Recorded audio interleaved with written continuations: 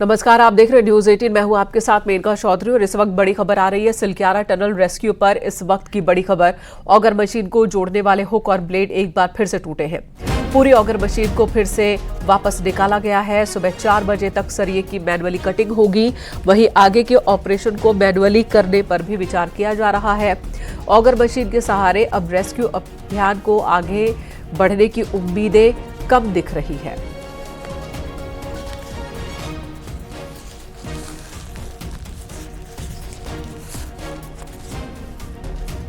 तो बड़ी खबर यह है, एक बार फिर से अवरोध आया और अवरोध इतना कठोर है, इसी से अंदाजा लगा लीजिए कि ऑगर मशीन की ब्लेड एक बार फिर टूट गई है। यानी कि जो ड्रिलिंग मशीन है उसे टनल से बाहर निकालना पड़ा है एक बार फिर, और अब मैनुअली अंदर कटिंग होगी जो भी अवरोध है उसकी, और उसके बाद ही इस ऑपरेशन को आगे बढ़ाया जा सकेगा।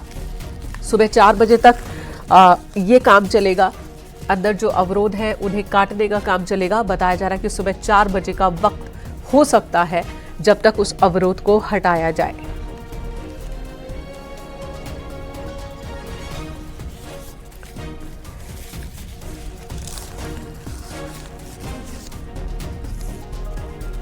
और इस वक्त हमारे सहयोगी अनुपम मिश्रा मौके से मौजूद हैं। अनुपम, आपके पास आती हूं मैं, क्या अड़चन इस बार फिर आई है?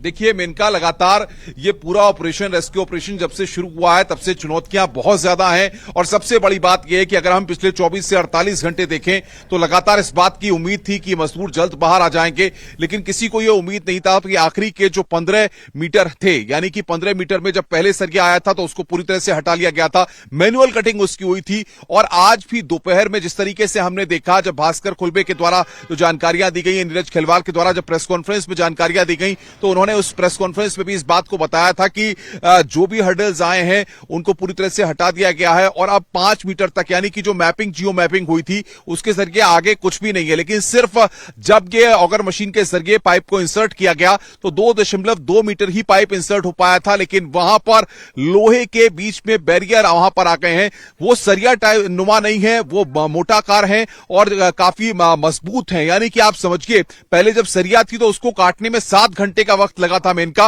और अब जब मोटाकार वहां पर भारी भरकम लोहा वहां पर है तो उसको काटने में एक लंबा वक्त लगेगा। अभी उसको काटने की प्रक्रिया थोड़ी देर पहले ही शुरू हुई है, क्योंकि ऑगर मशीन को वापस लिया गया था जब यह पूरा हर्डल हुआ था, और ऑगर मशीन को वापस लेने में 1.5 से 2 घंटे का वक्त वहां पर लगा। और उसके बाद अब काटने की प्रक्रिया शुरू हुई है। जो हमारे सूत्र बता रहे हैं अंदर के कि लगभग सुबह 4 से 5 बजे तक यह काटने की प्रक्रिया चलेगी, और उसमें भी यह कट पाता है गैस कटर के माध्यम से, मैनुअली कट पाता है या नहीं कट पाता, यह यहां पर देखना होगा। और उसके बाद सबसे बड़ी बात यह होगी कि अब तक जैसे 46-48 मीटर का जो पाइप पड़ चुका है, उसके बाद ऑगर मशीन के सहारे ही क्या इस पूरे ऑपरेशन को आगे बढ़ाया जाएगा या कोई और रणनीति होगी। साथ ही साथ आपको बता दें कि न्यूज 18 की टीम बड़कोट सबसे पहले पहुंची, और वहां पर पहुंचने के बाद जिस तरीके से हमने देखा कि वहां पर भी जो मशीनें हैं वो पहुंची हुई हैं, तो यानी कि एंड पॉइंट से भी लगातार उस जगह तक, मजदूरों तक पहुंचने की कोशिशें अब कल शुरू की जाएंगी।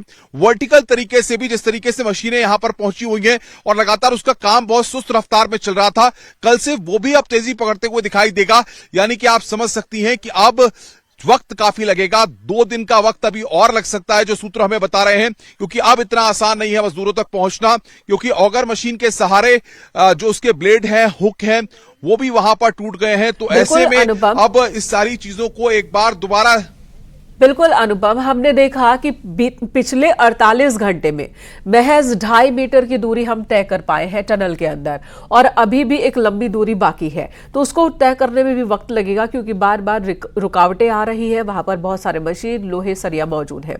अगर दूसरे तरफ से खुदाई शुरू होती है तो वो तो लंबी दूरी है, 400 मीटर से ज्यादा की दूरी है, उसे तय करने में कितना वक्त लग जाएगा? देखिए, नहीं, मेनका सबसे बड़ी बात यहां पर यह एंड पॉइंट में 1750 मीटर की जो टनल तैयार है वहां तक कोई अवरोध नहीं है। यानी कि वहां तक आप आसानी से पहुंच सकते हैं, और उसके जरिए मशीनें अगर अंदर तक आसानी से पहुंच जाती हैं तो वहां पर अगर कहीं मलबा होगा तो उसको हटाने में इतनी दिक्कत वहां पर नहीं आएगी, आसानी से आप पहुंच सकते हैं। लेकिन सबसे बड़ी बात यह है कि उस टनल के निर्माण में बीच में कितना क्या अवरोध है वो वहां पर देखने के बाद ही पता लगेगा, और इसके लिए लगातार कवायद चल रही है। साथ ही साथ वर्टिकल तरीके से जो रास्ता, जो रोड है, बीआरओ ने वो रोड बनाई हुई ठीक है, बस मशीनों को वहां पर डिप्लॉयड करना है। 6 से 7 घंटे का वक्त उसमें कल सुबह लगेगा, यानी कि वर्टिकल ड्रिलिंग के लिए भी अब पूरी तैयारी हो चुकी है, क्योंकि जो प्लान ए था, आप समझ रही होंगी, लगातार plan A, plan B, plan C और प्लान डी, 4 प्लान बनाए गए थे। प्लान ए एग्जीक्यूट किया गया, बहुत बेहतर तरीके से एग्जीक्यूट किया गया, शुरुआत में अच्छे रिजल्ट्स भी मिले इनका, लेकिन उसके बाद अब जो हर्डल्स सामने आ रहे हैं वो कहीं ना कहीं ये बताते हैं कि प्लान ए में ऑगर मशीन के सहारे जितना हम कवायद कर रहे थे, जितनी कोशिश कर रहे थे, क्योंकि कल भी हमने देखा जिस तरीके से उसका जो स्ट्रक्चर था, जो बुनियाद थी, उसको दोबारा से रिस्ट्रक्चर किया गया। और यहां पर सबसे बड़ी बात यह है कि ऑगर मशीन अब आगे क्योंकि रास्ते में अवरोध इतने मजबूत आ रहे हैं और उन अवरोधों को दूर करना बहुत मुश्किल हो रहा है। धन्यवाद अनुपम, इस वक्त ग्राउंड जीरो से जानकारी देने के लिए। न्यूज 18 की टीम सिलक्यारा टनल के एंड पॉइंट बड़कोट पर भी सबसे पहले पहुंची, जहां पर अब मशीनें पहुंच चुकी हैं। एंड पॉइंट से भी फंसे मजदूरों को निकालने के लिए सुबह से कोशिश शुरू हो जाएगी। सिलक्यारा टनल से बड़कोट तक की दूरी 4.5 किलोमीटर की है और किस तरह से इस टनल को, यहां पर कैसे टनल बन सकता है, मजदूरों तक पहुंचा जा सकता है, इस प्लान पर भी एग्जीक्यूशन शुरू कर दिया गया है। एक तरफ सिलक्यारा में जहां पर पिछले 13 दिन से रेस्क्यू ऑपरेशन चल रहा है, वहीं न्यूज 18 की टीम इस वक्त दूसरे छोर पर, इस टनल के दूसरे छोर पर बड़कोट पे पहुंची है। आप देख सकते हैं, ये एक्सक्लूसिव तस्वीरें हम दिखा रहे हैं। ये बड़कोट की एंड पॉइंट नहीं है, बड़कोट का एंट्री पॉइंट है, और जो सिलक्यारा में जहां पर मजदूर फंसे हुए हैं एंट्री पॉइंट पर, यानी कि ये जो पूरी टनल बन रही थी, सिलक्यारा से बड़कोट के बीच में टनल थी, जहां पर धंसाव होता है और मजदूर वहां पर फंस जाते हैं। लगातार मजदूरों को निकालने के लिए रेस्क्यू ऑपरेशन वहां पर चल रहा है, मशीनों को लगाया गया है, क्योंकि जो रास्ता बनाने की बात थी, चाहे वर्टिकल तरीके से हो, चाहे जिस तरीके से ऑगर मशीन के जरिए निकालने की बात हो, यानी कि प्लान ए, बी और सी और डी, जो 4 प्लान तैयार किए गए थे मजदूरों को बाहर निकालने के लिए, उस प्लान के तहत यहां पर भी मशीनें रखी गई हैं। बता रहे हैं कि यहां पर काफी प्लानिंग के तहत काम हुआ है और यही बड़कोट से सिलक्यारा तक यहां पर यह टनल जानी थी। मैं कैमरामैन से कहूंगा एक बार जरा दृश्य दिखाएं, किस तरीके से यहां पर भी मशीनें लाई गई हैं और यहां पर भी जो रेस्क्यू का काम है उसको यहां से सिलक्यारा तक ले जाने के पीछे एक कोशिश है कि एक प्रयास यहां से भी किया जा सके, और इसी की कोशिशें यहां पर की जा रही हैं। सबसे महत्वपूर्ण बात यह है कि जिस तरीके से सिलक्यारा में जो रेस्क्यू ऑपरेशन चल रहा है उसमें लगातार अवरोध आ रहे हैं, काफी दिक्कतें भी वहां पर पेश आ रही हैं। ऐसे में अब हर विकल्प पर विचार किया जा रहा है। कैमरामैन रविंद्र के साथ अनुपम मिश्रा, न्यूज 18, बड़कोट। तो उत्तरकाशी में 41 मजदूरों की जिंदगी मुश्किल में घिरी है तो सीएम पुष्कर सिंह धामी ने भी उत्तरकाशी में ही अस्थायी कैंप कार्यालय बना लिया है। यहीं से जरूरी कामकाज को निपटा रहे हैं और साथ ही रेस्क्यू ऑपरेशन पर नजर भी बनाकर रख रहे हैं। बीच बीच में हमने देखा सीएम धामी रेस्क्यू साइट पर भी पहुंच रहे हैं, मजदूरों से बातचीत भी कर रहे हैं और साथ ही अधिकारियों से भी सीधे जानकारी ले रहे हैं कि काम कहां तक पहुंचा है, क्या परेशानियां आ रही है, बाकी के पॉइंट्स पर, बाकी के प्लान्स पर भी किस तरह से काम हो रहा है। शासकीय काम बाधित ना हो इस बीच, इस वजह से देखिए अब सीएम पुष्कर सिंह धामी ने अपना कैंप कार्यालय यहां पर स्थापित किया है और यहीं से वो अपने कामकाज में निपटा रहे हैं।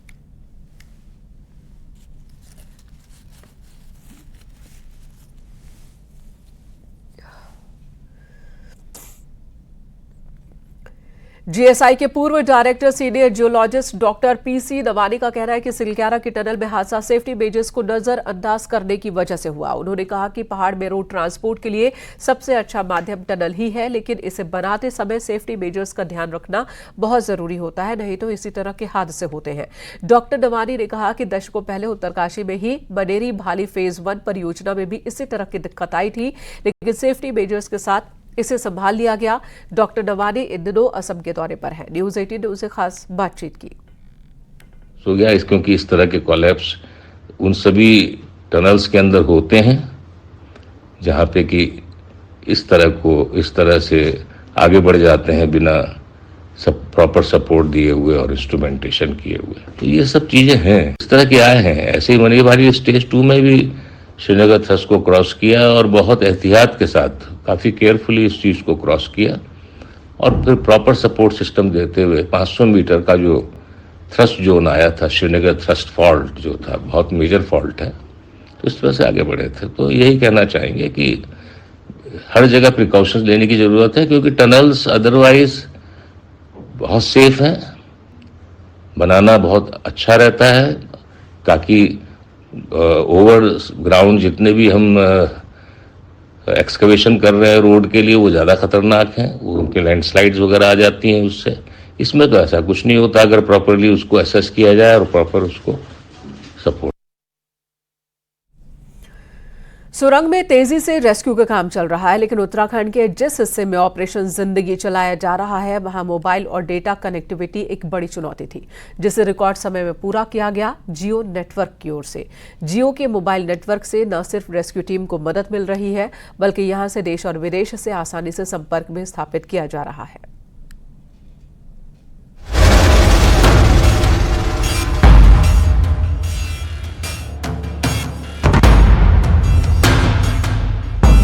उत्तरकाशी की सुरंग में फंसे मजदूरों तक पहुंचने और उन्हें सकुशल बाहर निकालने के लिए देश की कई एजेंसियां और संगठन काम पर लगे हैं और इन्हीं में अहम योगदान दे रहा है जियो नेटवर्क, जिसने उत्तरकाशी में टनल के करीब मोबाइल नेटवर्क स्थापित किया।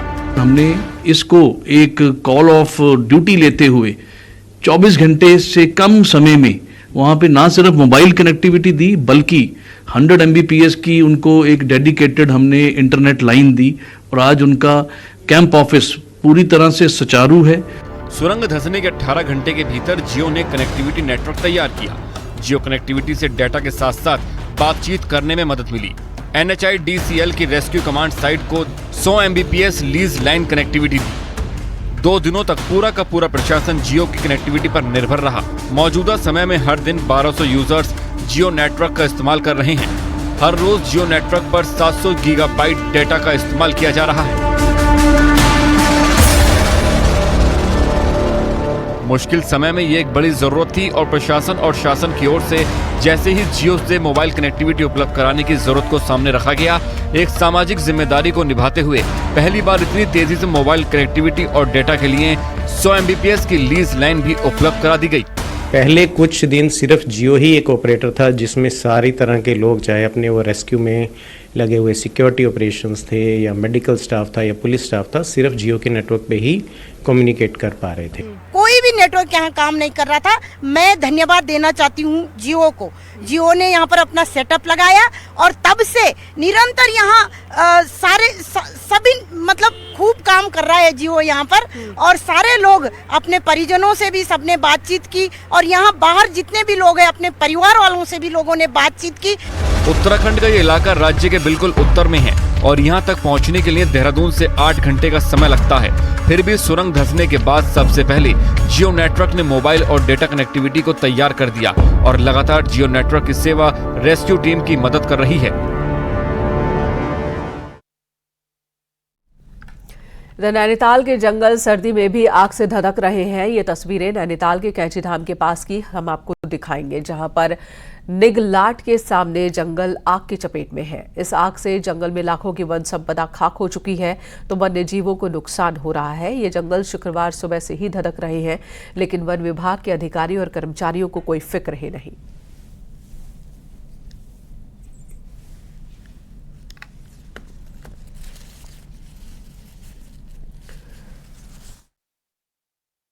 पहाड़ में भले ही सर्दियां शुरू हो गई हैं, लेकिन जंगलों की आग भी इस दौरान देखी जा रही है, क्योंकि आप ठीक सामने देख सकते हैं कैंची धाम के आसपास का ये पूरा जंगल है और सुबह से ही इसी तरीके से पूरा जंगल जो है वो धधक रहा है और हजारों हेक्टेयर जो वन संपदा है वो पूरी तरीके से राख हो गई है।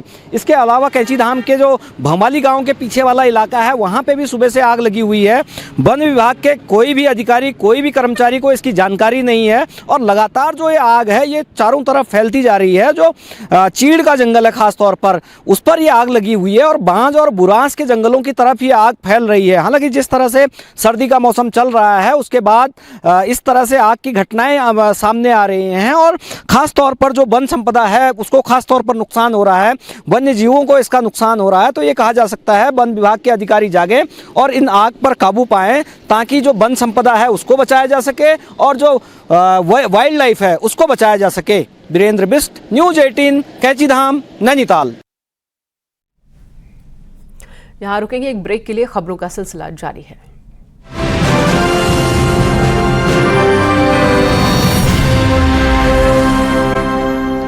जम्मू कश्मीर के राजौरी में नैनीताल के हली गांव के संजय बिष्ट भी आतंकियों से लड़ते हुए शहीद हो गए। बुधवार को सुरक्षा बलों और आतंकवादियों के बीच एनकाउंटर हुआ था, जिसमें नैनीताल का लाल भी शहीद हो गए। शहादत की खबर सुनते ही परिवार में कोहराम मच गया। आसपास के लोगों और रिश्तेदारों का उनके घर पहुंचना शुरू हो गया। शुक्रवार को जैसे ही संजय का पार्थिव शरीर पैतृक आवास पहुंचा, पूरा गांव गम में डूब गया।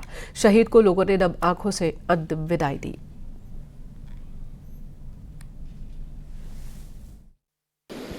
आज के दिन में इंडियन आर्मी मुझसे कहे कि तुम इंडियन आर्मी में काम करो, किसी भी तरह का काम करो, मैं वो काम करूंगा। मेरे भाई ने पूरे देश के लिए अपने प्राणों की आहुति दे दी। पिथौरागढ़ में भारत और नेपाल के बीच संयुक्त सैन्य अभ्यास सूर्य किरण शुरू हो चुका है। भारत और नेपाल के बीच ये 17वां सेशन है संयुक्त सैन्य अभ्यास का। 14 दिनों तक चलने वाले संयुक्त सैन्य अभ्यास में दोनों देशों के सैनिक एक दूसरे के सैन्य अनुभव साझा करेंगे, युद्ध कौशल की समझ भी विकसित करेंगे। इस दौरान दोनों देशों के सैनिक आतंकवाद विरोधी अभियान, आपदा प्रबंधन और हवाई मामलों का प्रशिक्षण हासिल करेंगे। संयुक्त सैन्य अभ्यास नेपाली सेना की श्री तारा बटालियन और भारत की कुमाऊं बटालियन के बीच हो रहा है।